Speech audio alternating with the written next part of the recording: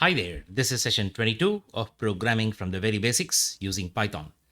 In the last couple of sessions, I talked about how to use numbers, strings, tuples, and lists.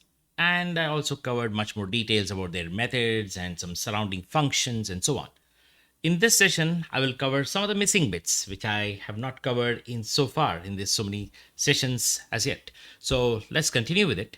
First of all, when you're dealing with numbers, I told you that numbers are uh, objects in Python. So you have integer, float, complex, even Boolean. And when I talked about integers, I always say that integers are first class objects in Python. And a couple of you might wonder, what is the necessity to create an object? Because there are languages which treat numbers as primitive data types. What are primitive data types? If you take an example of a language like C or a couple of other languages like Java and many compiled languages, the size of number, that is how much of memory is how much of memory is used to represent a number, is fixed. For example, if I say it's an integer in most of the modern C compilers, if you're running on 64-bit platform, integers would be represented as a 64-bit value, which means that when you declare a variable as integer, you do declarations there, the compiler would basically statically allocate up to 4 bytes in memory, right, for the integer. So the compiler will generate a code, and basically when the code is executed, you know that integers are fixed in size. How much of space you have for integers is fixed, which also puts a limitation on what you can do with it. For example, what if I'm dealing with like complex scientific computing where I'm dealing with numbers which are extremely large? Now there's another question many beginners might have. Why is that fixed limit of 4 bytes, that is 64-bit? We all know that our CPUs have registers, and these registers are used for performing all the computations by the CPU ultimately, right? So we have all these registers in the Intel platform. These days is called as the RAX, RBX, RCX, RDX, RSI, RDI. It goes on. There are a couple of general purpose registers and special purpose registers. If you are using the ARM and the MIPS based architectures, different CPUs, the registers could be labeled differently. Like you call them as R0, R1, R2, depending on the platform. Now, whenever you expect a CPU to execute instructions from a program loaded in memory, which are all just in binary, right? So these instructions are ultimately opcodes, which could actually involve loading a data from memory onto a register, loading another data from memory onto another register, and maybe adding them and storing the result in another register, and then writing that result back, storing that result back from another register back to memory. So these are the low level instructions. And if you do a bit of assembly programming, you will be able to work at that level where you're going to be instructing the CPU step by step at the instruction level and how things are done. But we live in the world of high level languages where all these are abstracted by the use of compilers and interpreters, right? The language runtimes, I would say rather. But having said that, most languages which are built to be static in nature, the reminiscence of C programming language and C++ and also Java largely, um, all of these try to tie down their data types planned based on the CPU's architecture's register width. Yeah, there are some. If you look at languages like Java, they have their own platform independent architecture, which allows them to represent integers their own way with a higher level abstraction. That's a big topic. I'm not going to go into that in this particular session. But if you look at C, it tries to build closest to the CPU's architecture, and that's the reason why we still live with primitive data types. So most statically typed languages have this static declarations which tie down numbers to a fixed type, which is pre-decided by the compiler. The space allocation for the number is done by the compiler. Whereas Python being a fully dynamic programming language, you don't have to live with that limitation. Let me show you a simple example here. So, okay, I just type a is equal to 10 and we just print a and type of a. You can see that a is an integer. Sorry for this. I need to set the runtime and cancel this out. Yes. You can see it shows class integer. So the amount of space used by this integer is not 4 bytes in Python. So if you're a C programmer, you can assume that the moment you say a is equal to 10, internally it's like a is equal to create a new integer using the value 10. It's like a is equal to int of 10, which also means that in memory, it allocates a structure dynamically, which stores the value 10. So this number is allocated on heap dynamically at this moment, the moment you define them. Of course, when you use a small number, I told you in the previous session that this 10 is not dynamically allocated at the instant. It could also use these runtime optimization where it can actually get an existing number from the small number cache or interns and pick it up from there. But assuming you have a number like, say, maybe 1000, what I say is really true. This number is now at this moment dynamically allocated the moment you execute it. Now, if you look at the size of an integer, or I would ask, how do you find out how much memory does each object consume in Python? There's one way to find out is using the sys module. I would have mentioned a bit about sys module in the earlier sessions. I told you there's a built-in module. It's a standard library module. It's actually part of the built-in in Python. And this module provides all the information that you need to know about your Python runtime, be it Python version, and a lot of configuration features of the Python runtime, and also a lot of diagnostics. And one of the things you can find out is you can find out the memory footprint of any object allocated in Python by using sys.getSizeOf function. And this reports the memory footprint of a given object in bytes. It shows very clearly that this a, which is a variable that represents this object, that's being passed as an argument here. So therefore, the object that holds the value 1000, the integer object that's holding the value 1000, is using up about 28 bytes on my system. Yeah, the size can vary across Python versions and also across platforms. Python is not a platform independent language. Note that. It's not like Java. So the implementation of data types could be platform specific to some extent. If you run Python on 32-bit, the values could be different. If you're running on 64-bit, the values could be different. Different Python versions, there could be changes in how these data structures that represent these objects would take up in memory, right? So how much memory they take up, they might change. So many things matter about this size. So nothing is written on stone. I not say that it's like a standard, right? So this is what it is in my system. So if I make this number a little bigger, let's say instead of 1000, I'll just try to make it like, say, a slightly larger number like this. Still it's 28 bytes. But you know what? Numbers, the value of a number is completely limitless in Python.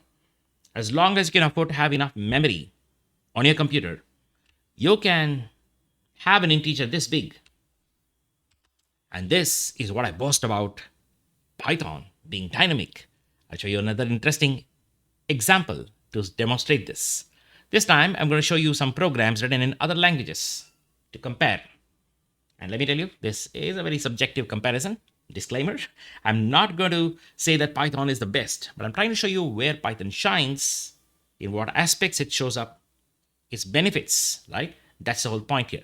So I'm just going to show you some programs which I have written in C here. I don't want any installer extension. Okay. If you're a C programmer, you can look at this code and sort of figure out what this does.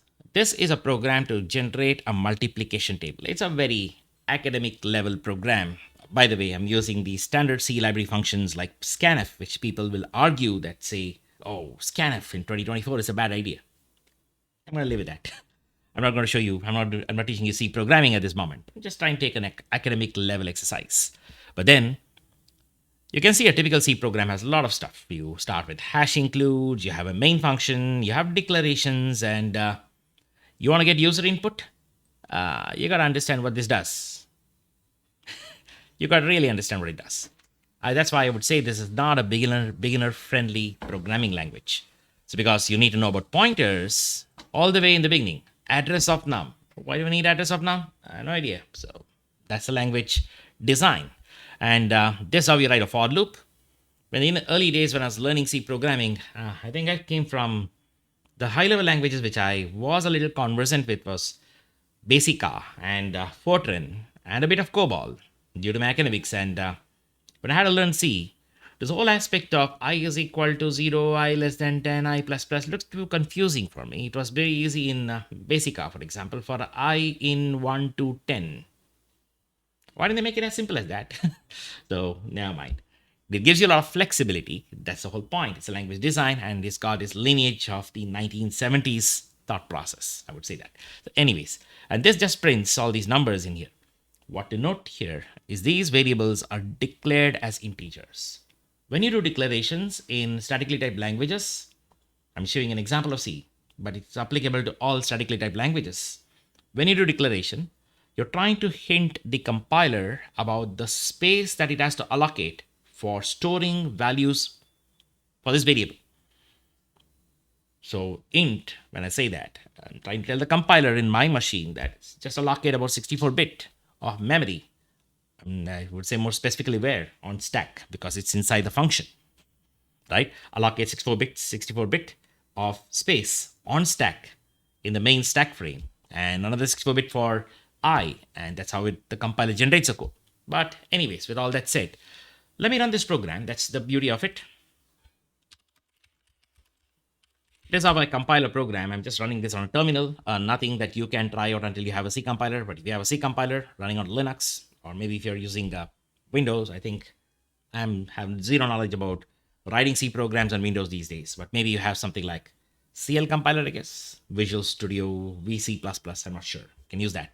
But if you're on Linux, you can just use the GCC or LLVM Clang compiler. CC will be a front end for that. So this will generate an executable called table. And then when I run ./table, it prompts for enter a number. Let me try a number like say 3. Yeah, this generates a multiplication table for 3.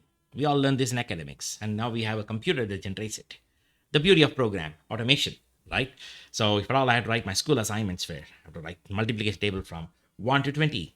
I ask the program to generate it, take a printout, go back. Yeah.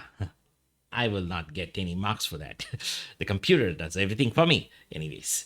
So I can give a number which is slightly bigger, let's say 57, and it still works. One way I can confirm that is 57 into 10 is 57, 570.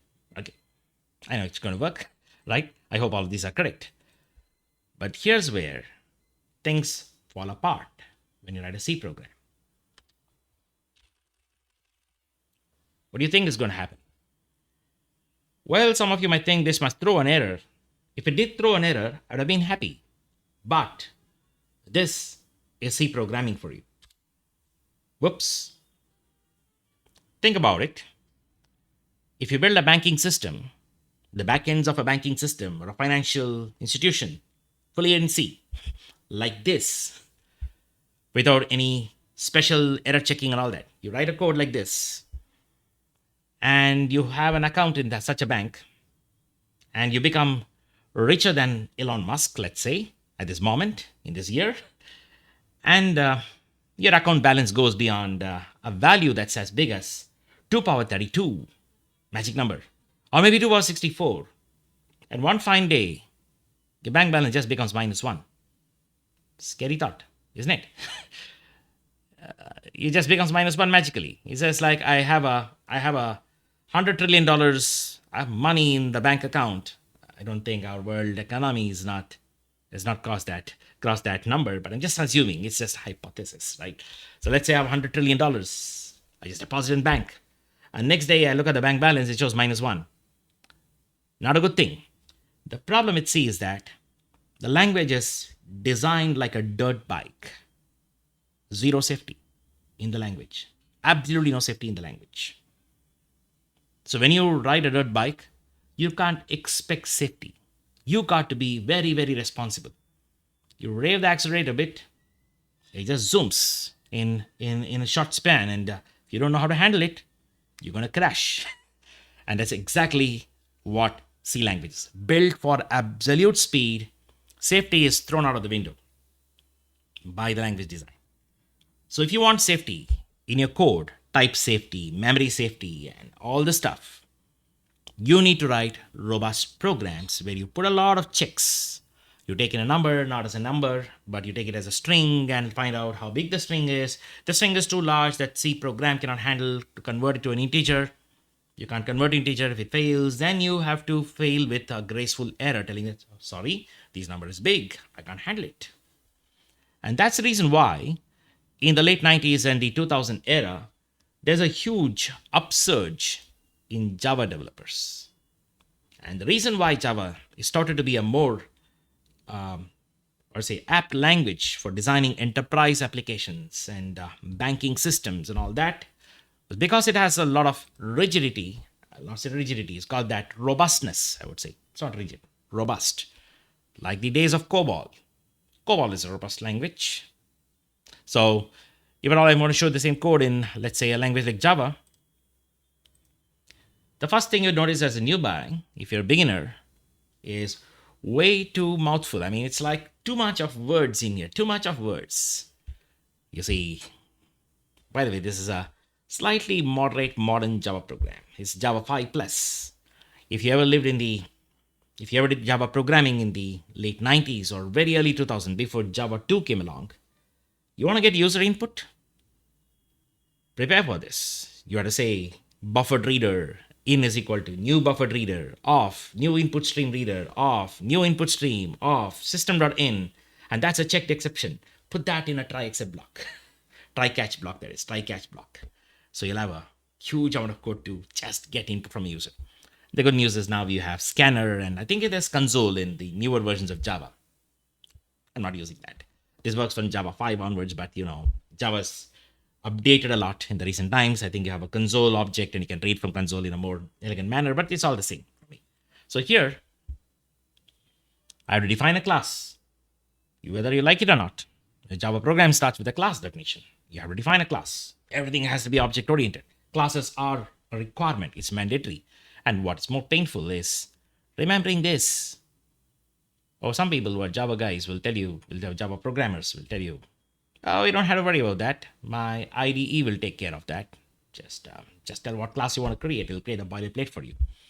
But still, it's a huge detail, which I don't know if it's really needed. But it's that verbose. Public, static, void, main, off, string, args. And a lot of declarations here, and getting user input is done by the scanner, and ultimately are these loop. But you can see this. There is static declaration, and there's a primitive variable. And now when you run this program,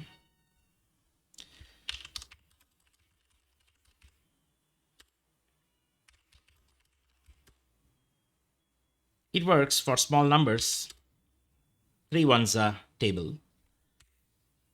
Multiplication table for 3, and you can try maybe something like 57, like it worked before. 57 into 10 is 570. Try giving a very large number, and this fails gracefully. This is what a robust program means. When you build any application, irrespective of what language that you choose, your application must be robust. When you say a program is robust, when it can gracefully handle all the discrepancies or ambiguities in runtime, gracefully. It should not just give up or just continue working as if nothing happened. That's dangerous. If you know that you can't handle a big number, just tell it to the user. I'm done. I can't handle this number. Don't make me do it. And that's exactly what happens when you run this program. And that's the reason why people trust on Java's robustness. Now, modern age, we have languages like Rust. And what I like about Rust is type safety and a lot of interesting modern features and a lot of interesting things.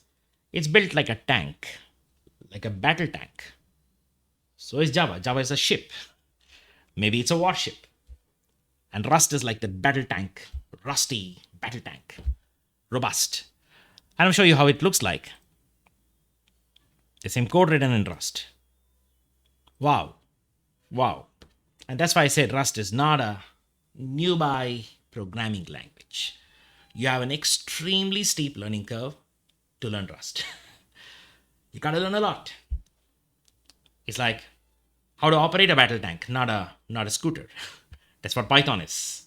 If you remember in the last session, I told you learning Python is like learning how to ride a basic modern scooter, and learning how to program in language like Ruby could be like operating a Boeing aircraft. Maybe with Java, it's like operating a ship.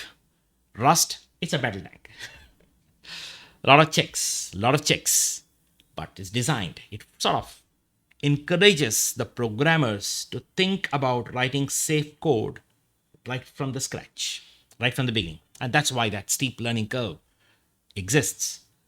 So you see a lot of checks here. All of these checks are to handle exceptional scenarios. And it's very verbose. You can see that. But the actual code, the actual logic, beyond all these craft that you see here, is only this much. And that looks nice. For I in 1 dot dot equal to 10 and println. At least you don't have a system.out.println like in Java. That's fine. Now if you run this program,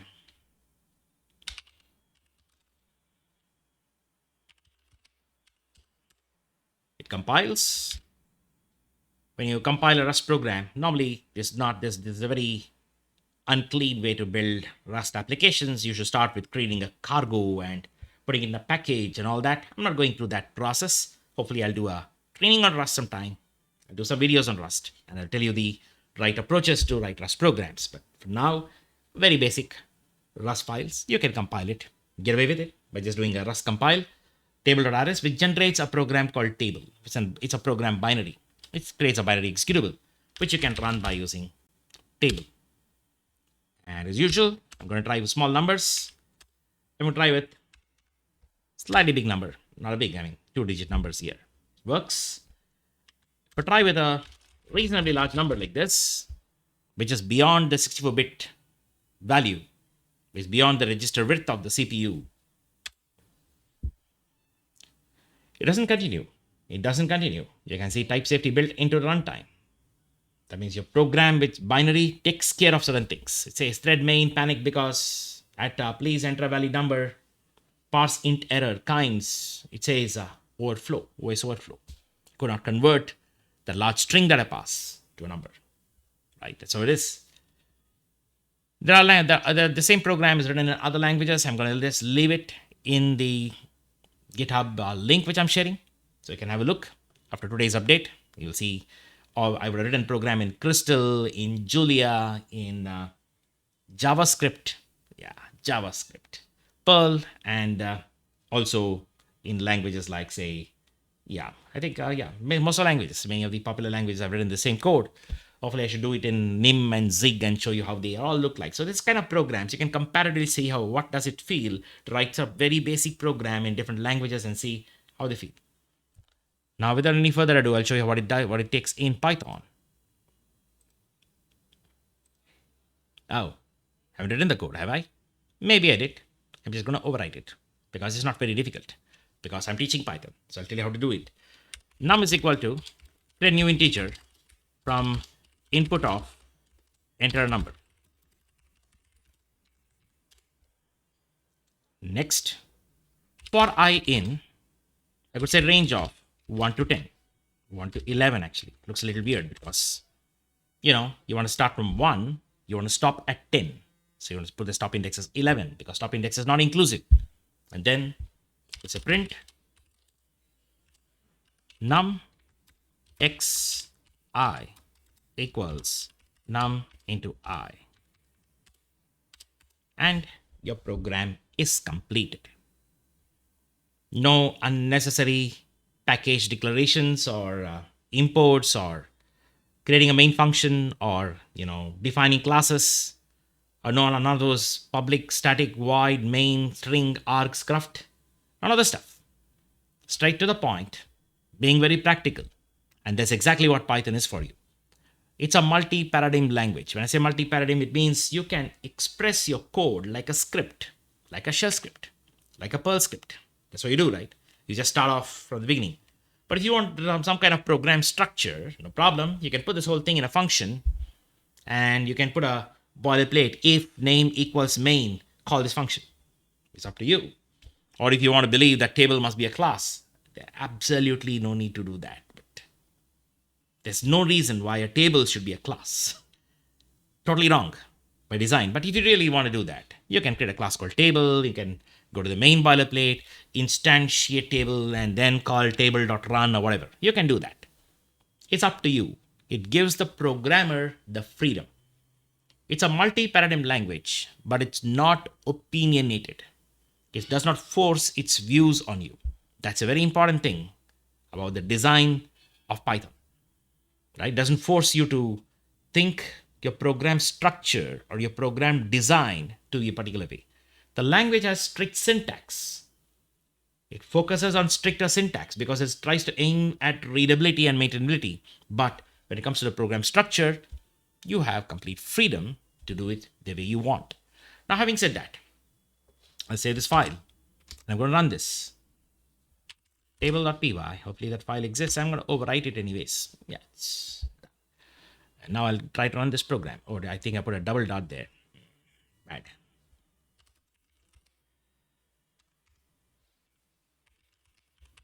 Maybe I need to put a minus. Sorry about this. I think I saved it wrongly. And yeah, never mind. I'll just open it again. It's here. Running this program now. Python table.py 3 ones are just like it works in other languages. 57 works. If you try a larger number like this,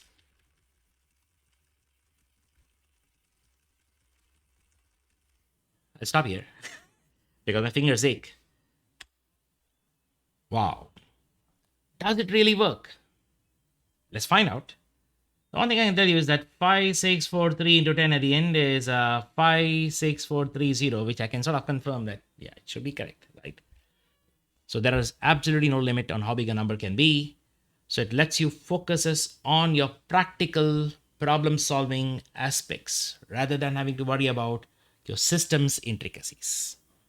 So Python lets you focus on your problem domain, which has got to do with all the things like solving real practical problems, rather than have to worry about systems limitations where you have to say, oh, it's 64-bit, so I need to do this, I need to do that.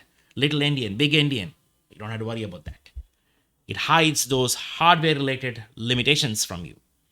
But it comes at a cost, obviously. It's not going to perform as fast as C. But if you want to write a C program that does this, now you go and check which is faster. So most people compare C's performance or Java's performance or generally mostly compiled language performance with Python and say Python is slow, Python is slow. But here's the thing. Try doing what Python does using the other language with all its features and prove it to me it is slower. I bet you won't. The fact is, the reason why Python is started to be slow is because it handles more of the practical aspects of programming. That's it. Think about a list. Most people compare a list with a C array, which is so very wrong. A C array, an array in C, is statically typed. It's rigid. And once you create that array, there's no way you can change it. I mean, you cannot add a new item, remove an item without all kinds of goofy hacks. You can't do that. Not as a normal programmer, not as an average programmer. So you're going to spend all your time creating your own linked lists or vectors or use somebody's library which might not be portable. What works on Windows may not work on Linux. So if you're looking outside the standard library of C, you have a lot of libraries and there is no consensus. What libraries work on the BSD platform might not be available in the Linux system. What is available in the Linux system might not be available on Windows. And this is the kind of problem which a lot of people pondered about back in the 90s, back in the 80s. They did create Java. That's how Java was actually created, to make it platform independent, hide all the platform intricacies and build our own base. The language became overly bloated. When I mean bloated, it's for a good reason, because they built it like a ship. Like a ship. You don't want to take a ship to travel from your home to office, would you? No. No. You use a ship to transport cargo from one country to another country, large data, right? Large stuff. If you want to build something like that, then fine, you can go with Java. But you want to write a program in a language that lets you start something small and scale as you go. That's exactly what Python is meant for, right? All right, then. So I talked about what you should know about numbers, and I told you that numbers are just objects. And the reason why numbers are objects is because you can do this. You can create integers which can be arbitrarily long. Just again a little bit of detour. And somebody might ask me, how do you do the same thing in Java or C? You can do it. You can do it. First, I'll show you the one with C, which handles arbitrarily large numbers, which works on Linux. You can get it to work on Windows or Mac OS, assuming that you have the right libraries installed. It is not part of the Python standard C library. I got this big table which uses the GNU Math Precision library, which is there here, which is available on most Linuxes. May not be available on Mac OS by default, may not be available on Windows. You need to install this library. This time I'm also getting user input using the readline library, which is popular on Linux. All the tools like Bash and Python REPL, all of them use them. And this time I'm getting input like this. You can look at the code. The code has already become a little too complicated and not portable amongst operating systems. Because what I'm using here is none of them are part of the standard C library. It works on Linux, but I'll show you that.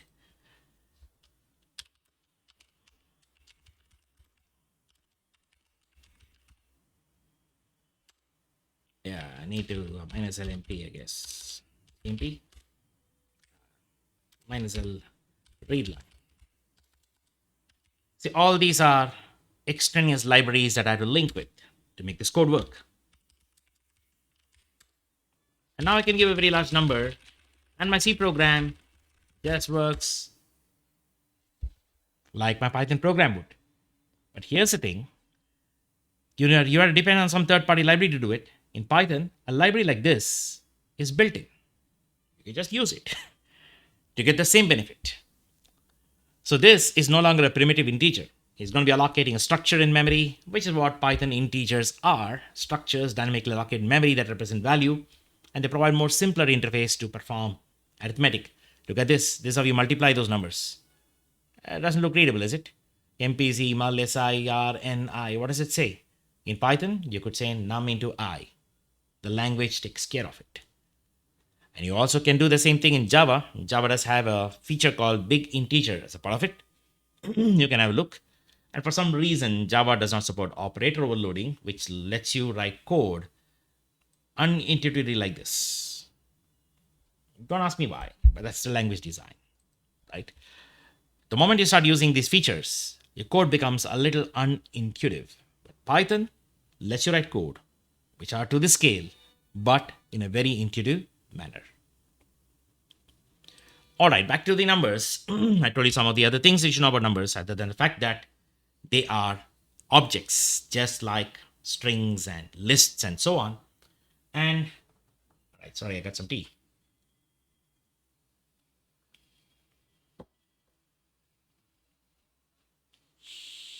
And the fact that there are a couple of built-in functions which are helpers when you're dealing with integers. For example, if all I have a value like say 65, I could just type chr of 65.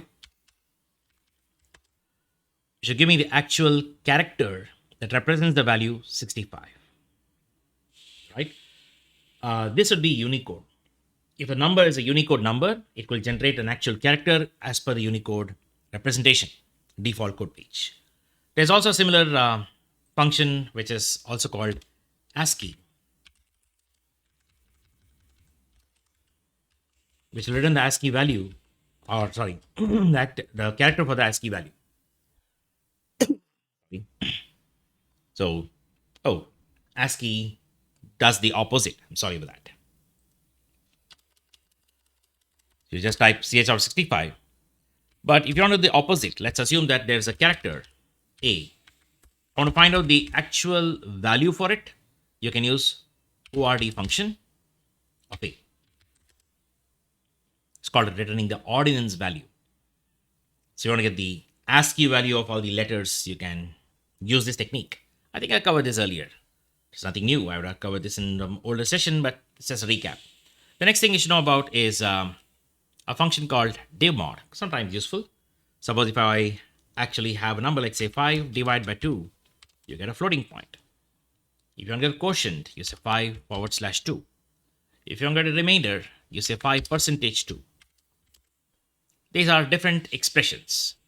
CPUs like the Intel platform allow you to perform a division in one go and have a quotient and remainder in different registers. So leveraging that in Python, you have a function called divmod. Depending on what platform it's built on, it could use some of the platform provided benefits and CPU architecture I'm talking about. So divmod will return the quotient and remainder in a single expression. It's just a convenience. Sometimes you're doing math, you want to get to know the quotient of division and also the remainder at the same time. Rather than doing as two different operations, you can do it in a single function, which could be optimized based on what CPU it's running on, right? So you can actually get this as quotient and remainder. I call it Q and R. And if you try to print it,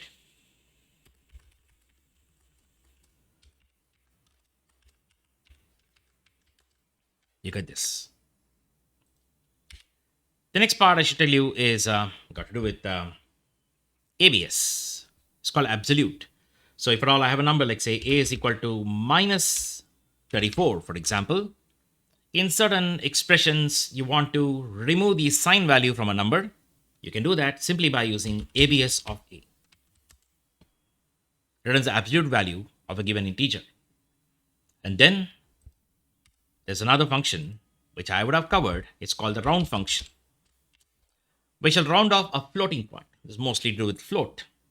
So if I just have a round off 5 dot, a really large number like this, by default round with one argument will return the nearest rounded integer. This will be 5. But if I try 5 dot 5 something, 5 followed by some numbers, you'll be rounded off to the next value, which is 6. But round can also be given another optional parameter where you can have the result as a float, where you can say round it to how many decimal points. I think I already covered this in my previous session, so just a recap. I'm putting them all in one place. And then you have another function, which is pow. I'm not even sure why this even exists.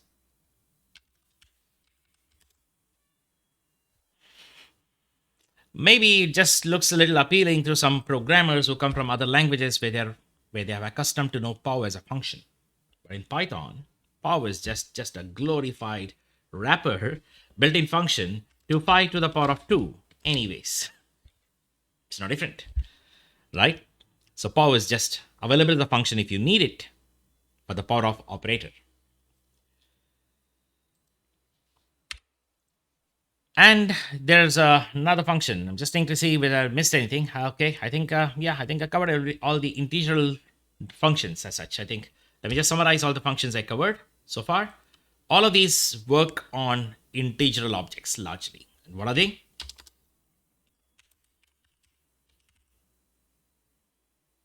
Are numeric functions. Built-in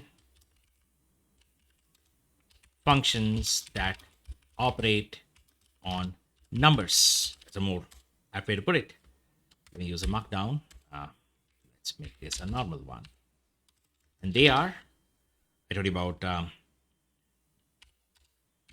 absolute, divmod, and round.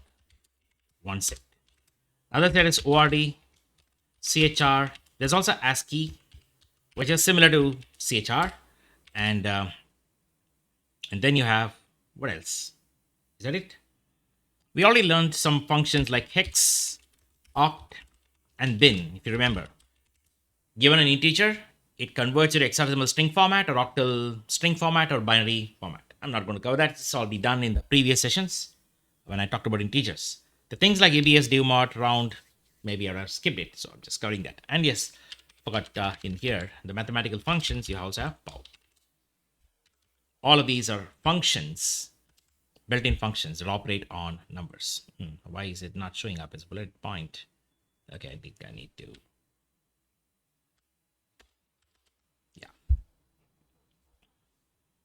things that you need to know about. Coming to sequences. Talking about sequences. Sequences, when I use the word sequence, I mean strings, all forms of strings. That's str, bytes, byte array. And then your tuple, list. These are the 5 built-in sequence types. Actually, even range is a sequence. Range is also a sequence. Let's talk about that a little later. For now, there are a couple of things you should know when it comes to converting string to bytes, or string to byte array, or byte array to bytes, and vice versa. Suppose if I just say A is equal to hello world, this is a string object. There are times when you want to convert this string to a bytes object, raw bytes object. If you want to do that, there are 2 ways to do it. One way is you can just construct a bytes object like this, and you need to specify the encoding. So you can say UTF-8, for example. If you know the encoding on your own, you can use that.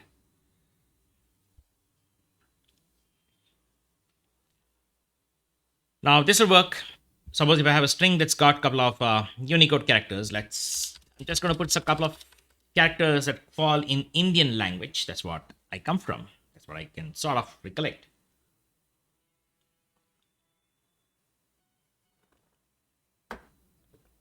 Okay, my tea has gone cold. So here, I just try /u and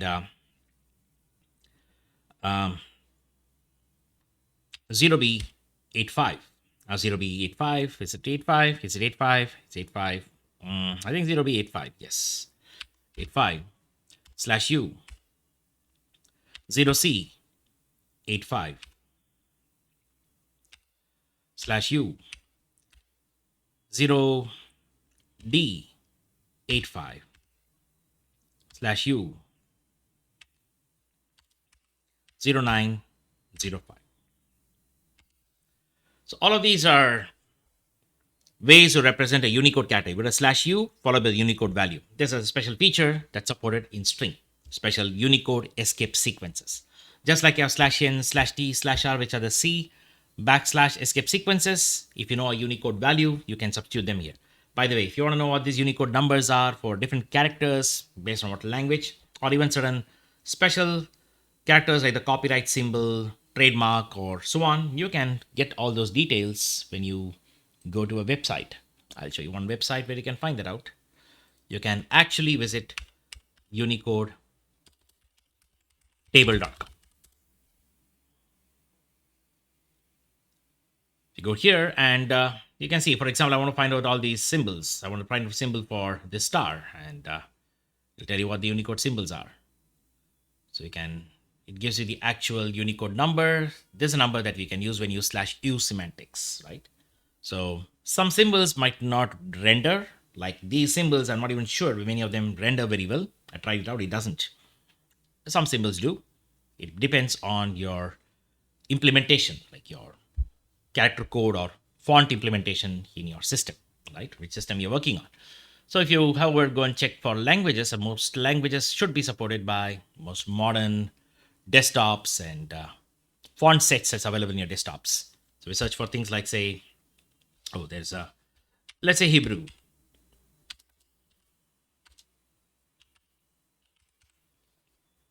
There are different accents of Hebrew. Let's take any one of them. It's quite random. You can see the symbols that start from it. Okay, it doesn't look like anything. It just has one single symbol here. Okay, anyways. But maybe if you look for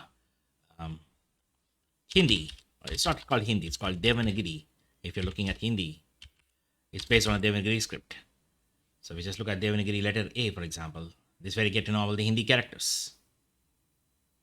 It starts from 090A. So the next character will be 0906, 0907. It goes on. So I'm just using a couple of Unicode characters. 090A is the Hindi character. But there are others which I sort of recovered. I think one of them should be Tamil, one of them should be Telugu, I believe. One of them should be Malayalam and Kannada, I guess. Let's see.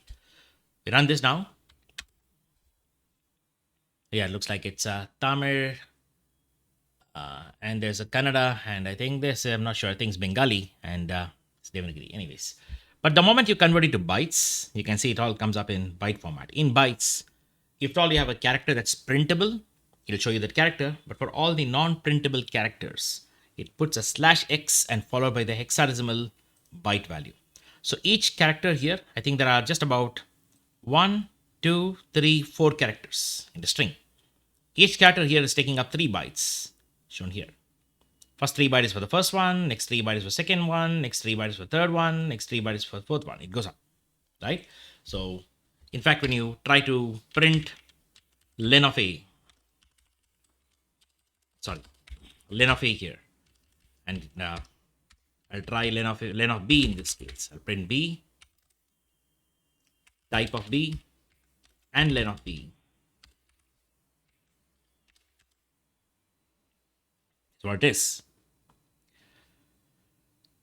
So if you have data in bytes format, byte string format, and you believe that that byte string contains characters which can be represented in Unicode, you can always construct a string back from it by using this. C is equal to create a string from the byte and specify the encoding. You should know what the encoding is. That's the catch. That's the catch. And there's a way you can get around that. So it is. Now here, passing this encoding is compulsory. If you don't pass the encoding, it's not going to work. You have to mention what encoding is, whether it's UTF-8 or whether it's CP1252, Windows 1252, whatever it is. And there are different encoding formats that's available. ISO 8859-1 or something like that. It varies. There are way too many encodings available for representing characters in different languages or different forms, right?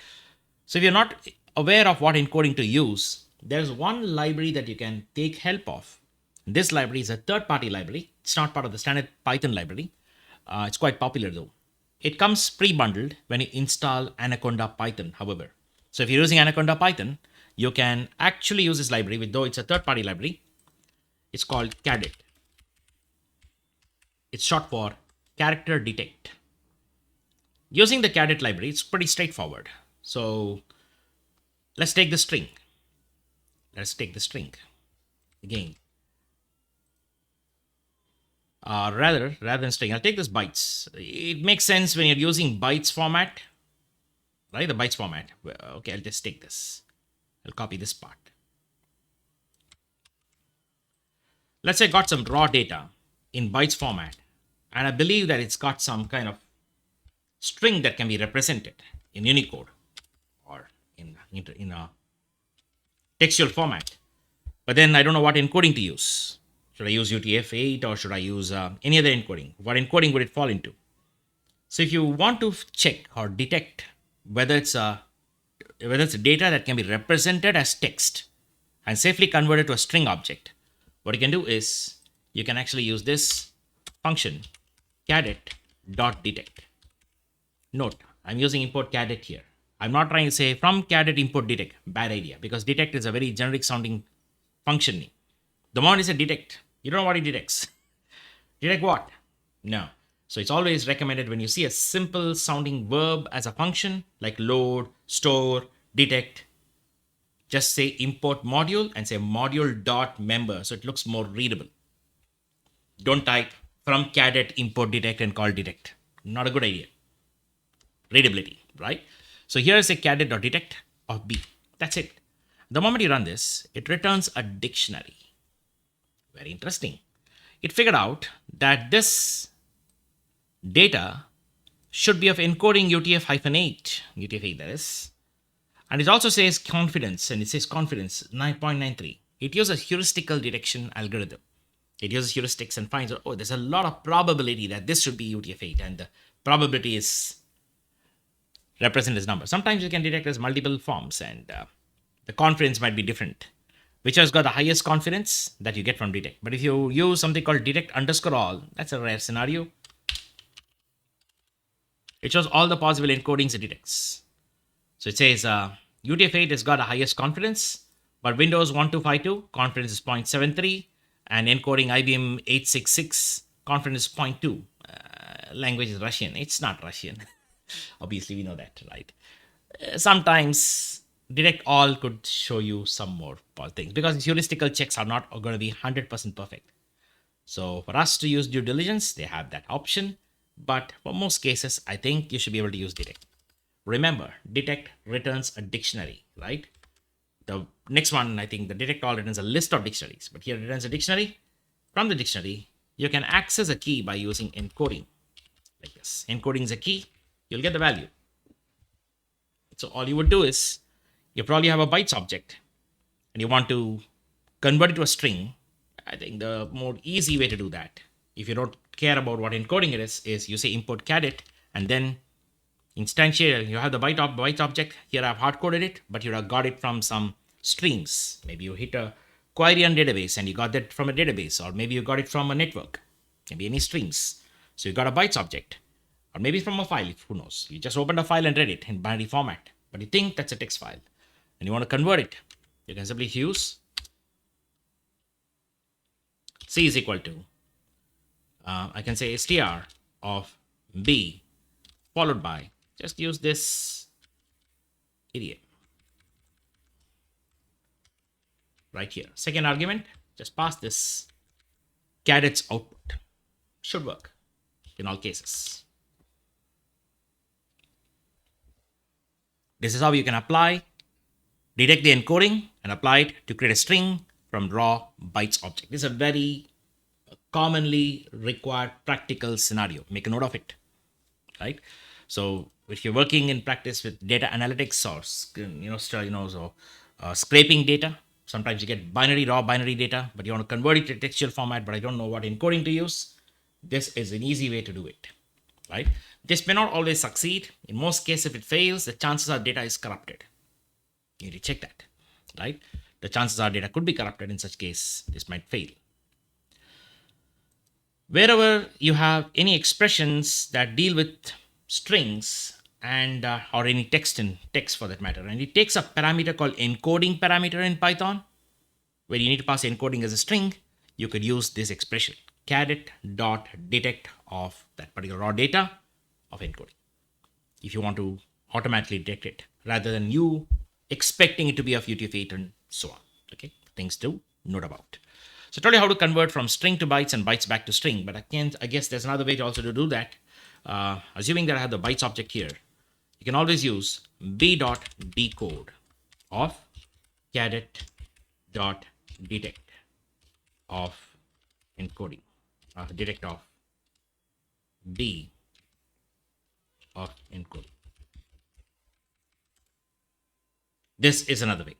Of course, I made it so very detailed, but if you know it's UTF-8, you could always hard code UTF-8 here, like this. I've seen that the hyphen is not really compulsory. You can put UTF-8 as a single word, or you can use UTF-8. Both will work just fine. If you have a string already, let's assume I call this C. This returns a string. b.decode or a bytes object.decode returns a string. Now, if you look at a string object here, you want to convert the string to bytes rather than constructing bytes object. You can also say c.encode of encoding. String object has encode method, which returns a bytes object encoded using that encoding which you passed here, and bytes has decode method to decode back to string. They both are equivalent of constructing a string or constructing a bytes object. They work the same way. You can either use this or you could use the bytes constructor or str constructor. Both take second parameter as the encoding to work on. And by the way, I told you that bytes and string both are immutable. Both are immutable. But however, if you look at byte array, it's a mutable equivalent of bytes. What is byte array? Is a mutable equivalent of bytes. There's a lot of relation between bytes versus string, right? Bytes and string, or rather, let's say bytes and string, not a string. I'll say bytes and tuple. That's the right way to put it. Bytes and tuple. So bytes and tuple can be easily interchanged. String and tuple is not. I'm going to show you that. So if at all I want to do this is a small trivia. Maybe you can quickly pass certain interviews, these things. So we just say A is equal to, we just type hello and say B is equal to tuple of A. And if I try to print B,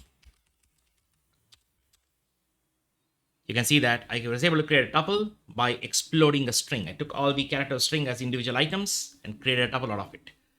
If at all I try to recreate a string back from this by using str, it won't work, right?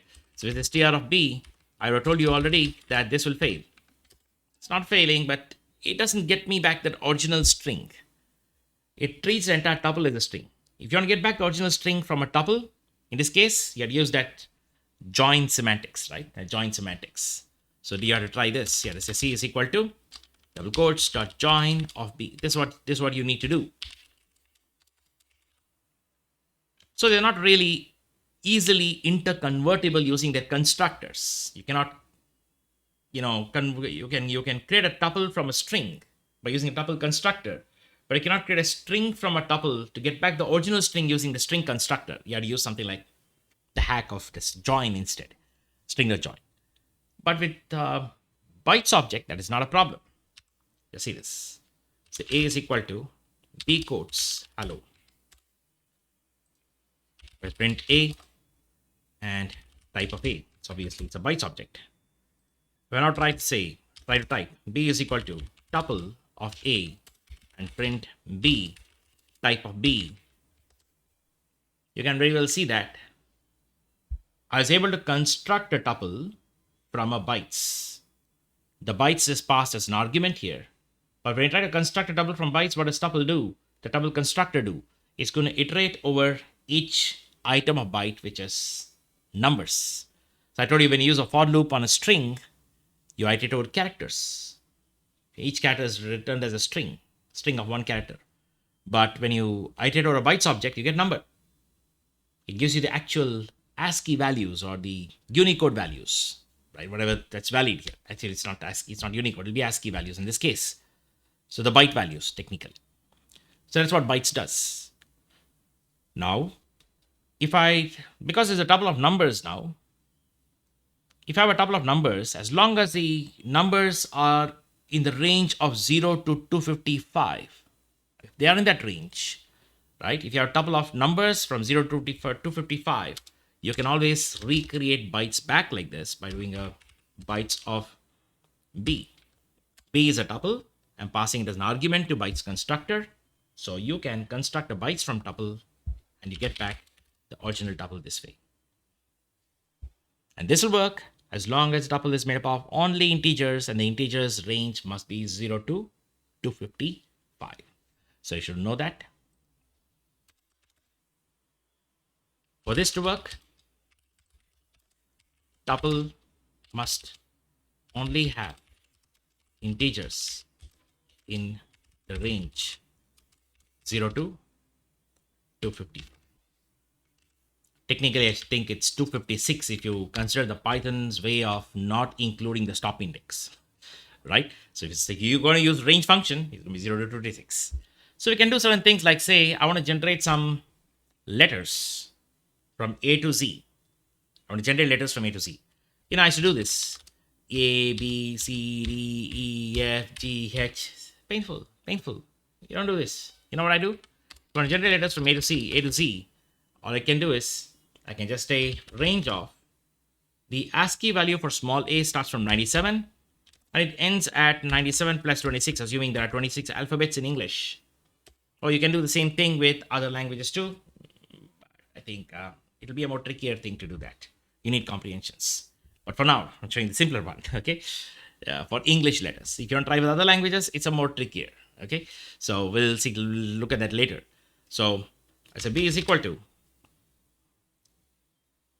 create a bytes object of A. Remember, bytes constructor can take any iterable as an argument as long as the iterable can provide numbers in the range of 0 to 256. So it works even with range object. So when I try to say print B, nice. but it's a bytes object. Sometimes it can be a little inconvenient. You want to create a string of letters. You want to create a string of letters. What do? You can just do a s is equal to create a string from bytes. You have to use this from bytes of range of 97, 97 plus 26. And here for string object, you need to pass the encoding, let's say UTF-8.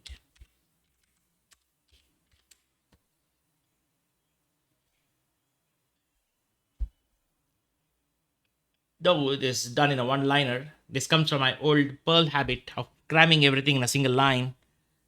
I would be a little skeptical to call this Pythonic. I would not call this Pythonic because there's a lot of things going on in a single expression. So a person who is like a beginner is going to see what's going on. Oh, str of bytes of range of, oh my god, happening? What's happening? Oh, what's that UTF-8? It's not really reading. I'm going to leave it as a thought process, as an exercise for you to write down comments. A more Pythonic way to do it, perhaps, maybe a more simpler way, something that's easy to read. There are ways to do it, a couple of ways to do it. This, I believe, is not the obvious way, right? But I'm going to leave it as a thought process for you people to try it out and let me know how you can improvise this code, right? So anyways, so I told you how you can actually generate these kind of things in using bytes constructor. And a byte array, I told you, is just a mutable equivalent of bytes, which means the byte array draws more relationship with a list, just like bytes and tuple are related. Byte array and list are related. In one end, it looks like a string. In other end, it also crosses across and builds relationship with a list.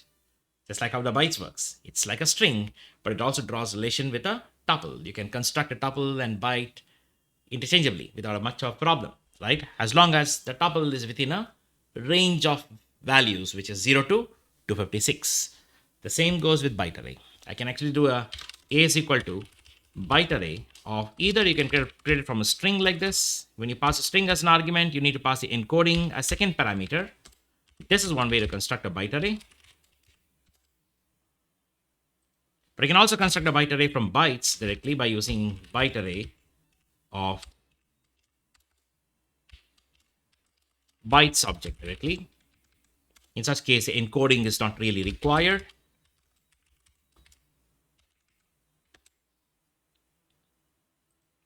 But then you can also construct a byte array by using one more technique. You can say byte array of, you can directly pass a list, or actually you can pass even a tuple, any iterable object, as long as they contain numbers in the range 0 to 256. So byte array constructor can also take an iterable of integers of the range 0 to 256.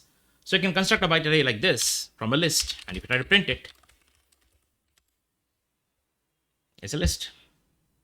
I mean, it's a byte array constructed from a list. And if you have a list of numbers which are very small, like within a byte, each values are just 1 byte values, which is from 0 to 26. Sometimes you can use a byte array instead because it has almost all the features of a list. So it has all the methods of a list. For example, you could do a c dot. Let me take an example. Let's say I'll do this. I'll just say byte array. It's 9, 10, 20, 30, 40, 50, 60. Right? Edit this. Print a type of a shows it's a byte array.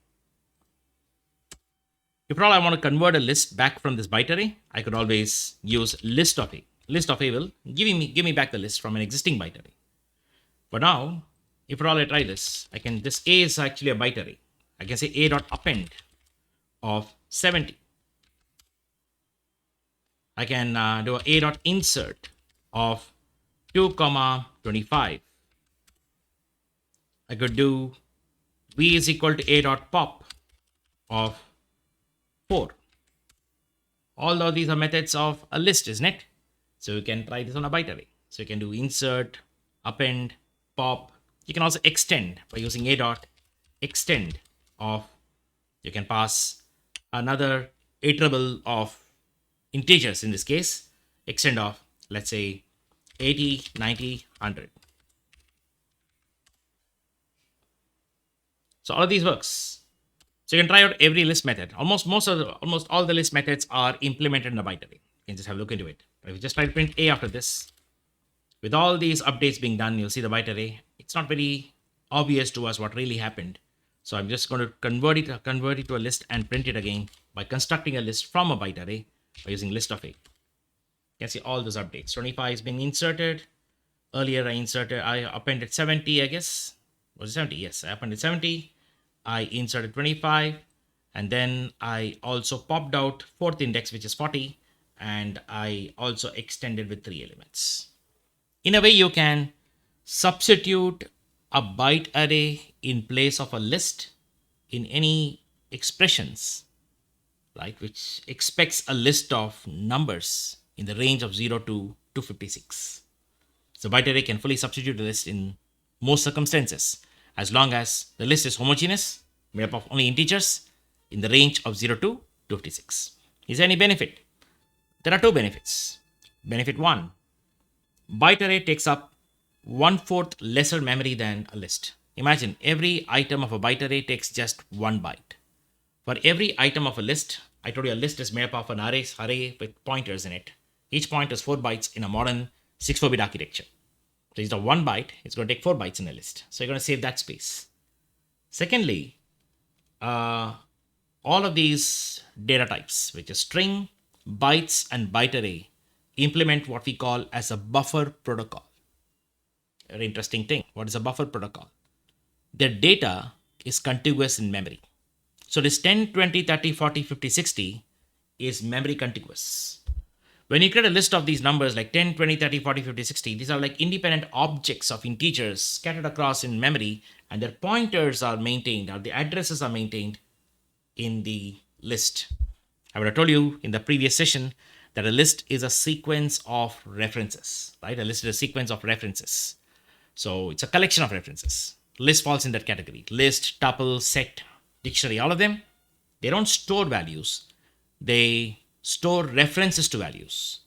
But a string, bytes, and byte array actually store the values. They store the characters within them. They use a byte. Maybe a string is a little complicated. It uses the variable length mechanism, more about Unicode, more into Unicode and all that.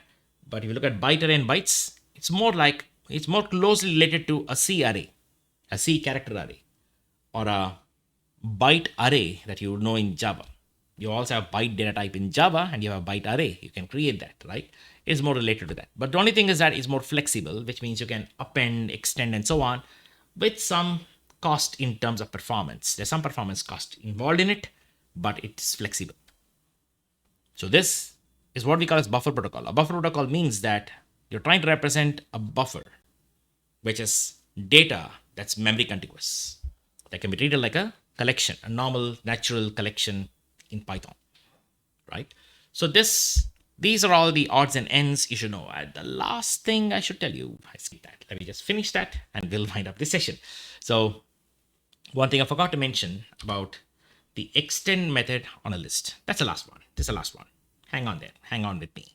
So let's say A is equal to 10, 20, 30, 40. I say B is equal to 50, 60, 70. If you want to extend the list A with elements of B, I told you to use the extend method. A dot extend of B. You know what's the shortcut for that? For a list, you can try A plus equal to B.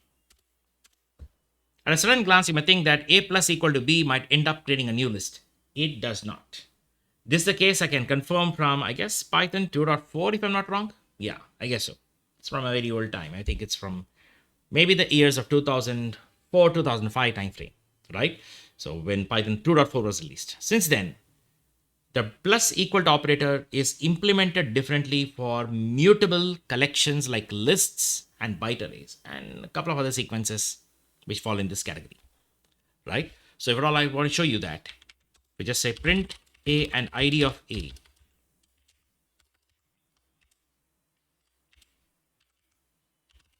Again, it's a print A and ID of A. You can see the ID doesn't change.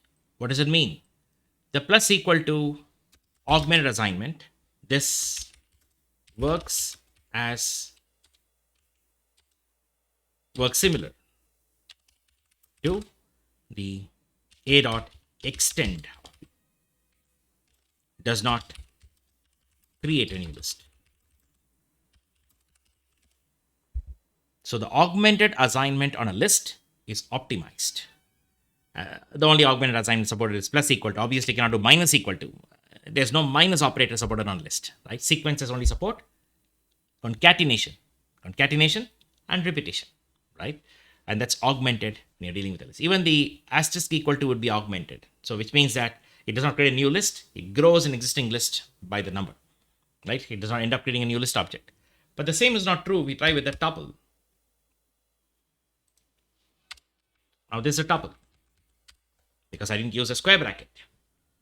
But you can still use a plus equal to b. But when you use a tuple, this will create a new object because this will be working similar to, this is similar to a equals a plus b. In this case, creates a new tuple object. You can see that the ID is different, right? So these are some subtleties that you should know about list operations. So the plus equal to operator on a list is a synonym for list.extend. So if you want to extend an existing list, instead of using extend method, you can use plus equal to and an iterable. It's going to work just fine. It's just the same, right? It's more convenient to do so in many of the statements and expressions in your Python code. But for a list, it grows existing list. But you try this on an immutable data type like a tuple, it's actually going to end up creating a new tuple. This is what you should know. All right, I spilled over. I think it's more than an hour, I guess. Yeah, I guess, yes. All right, so I hope you found this video useful. In summary, I talked about all the built-in functions that you should know that deal with numbers, just put in one place. A couple of them I covered in previous session, but collated in one place. I talked about all the built-in functions that deal with numbers. I talked about that. I talked about things that you should know about string to bytes to byte array conversions. And I told you how bytes and tuple are sort of compatible in their constructor expressions. You can always construct a bytes from a tuple or tuple from bytes. And also told you likewise, you can see the compatibility between byte array and a list to such an extent where you can actually replace a list with a byte array if you're dealing with just numbers, collection of numbers within one byte value, which is 0 to 256. And I also told you about the chardet module, the way you can automatically do encoding of a string. If you're trying to convert a string to bytes, or from bytes you want to convert it back to string, then if you want to detect the encoding, you can use that module. So these are the things in summary that I covered in this 1 hour session. In the next session, I will introduce you to a new data type, which is going to be a set, and we'll see what all things we can do with a set, and you'll understand how a set is different than a list and the use cases for them with a lot of examples. I hope you like this video. So if you do like this video, as usual, do hit the like button. And also, if you're not subscribed to my other videos, you're subscribed to my channel, do subscribe so that you can be notified about other videos as I make them, right? You'll get notification for all the videos I make. And it's a great encouragement I would get if more people hit the like button when they watch the video, so I will know that most people are really enjoying or liking what I do. Thank you very much. So hope to meet you in the next one.